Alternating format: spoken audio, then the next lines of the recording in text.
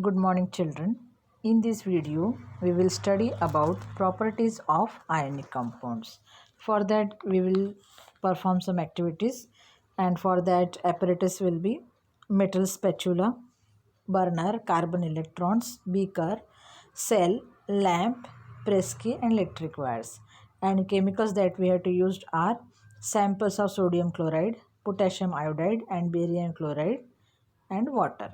So what you have to do, you have to observe the above sample and place one of the sample on the spatula. Spatula means like a spoon.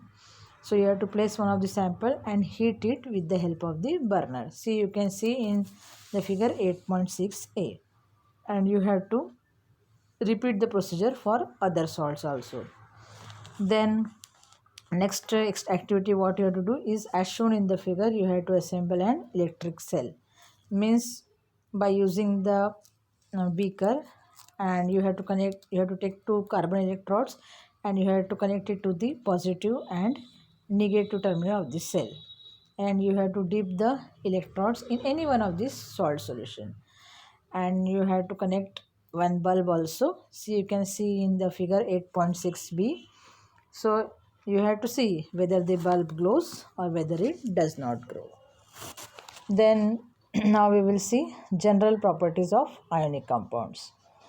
The attractive first one is, the attractive force between the positive and negative charge ions is very strong. So what happens because of that? The ionic compounds exist in solid state and also they are very hard. And the ionic compounds are brittle and can be broken into pieces by applying pressure. Brittle means ठिसूळ. म्हणजे ठिसूळ वस्तू जे आपल्या हाताने पटकन तुटतात, तसेच जर समजा आपण प्रेशर दिलं तर आयोनिक कंपाऊंड्स तुटू शकतात. Then the intermolecular force of attraction is in ionic compound is very high, and for that what happens, large energy is required. Therefore the melting and boiling point of ionic compounds are high. Then fourth one is, ionic compounds are water soluble. So what happens because of that?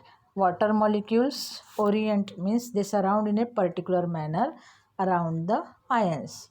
So what happens as a result? The new force of attraction is established instead of intermolecular force. Means, so what happens, instead of intermolecular force, the new force of attraction is released, and these ionic compounds can be mixed up in water.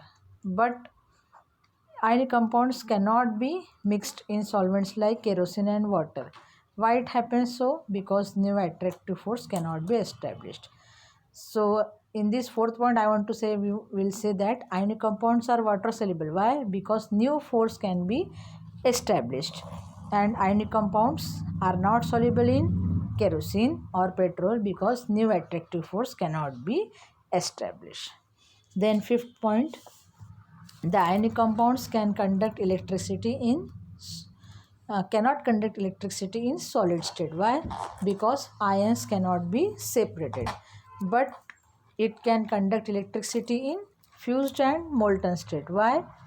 Because there is a separation of ions, or ions can move from one place to other.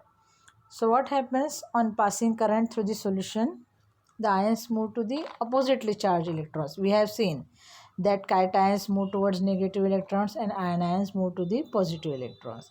So what happens, the ionic compounds cannot conduct electricity in solid state, but it can conduct electricity in fused and molten state.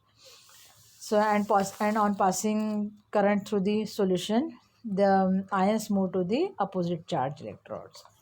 And due to the electrical conductivity in fused and dissolved state, the ionic compounds are called electrolytes.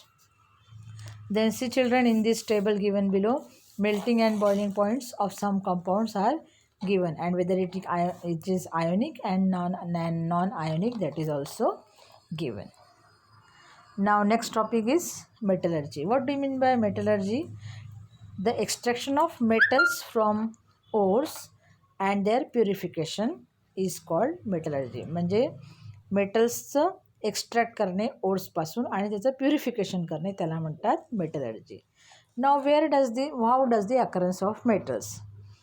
Most metals being reactive, so what happens, they do not occur in free state but they occur in combined. म्हणजे पुष्कळसे metal जे reactive आहे ते असे freely आपल्याला मिळत नाही, ते combined स्टेटमध्ये मिळतात. कसे?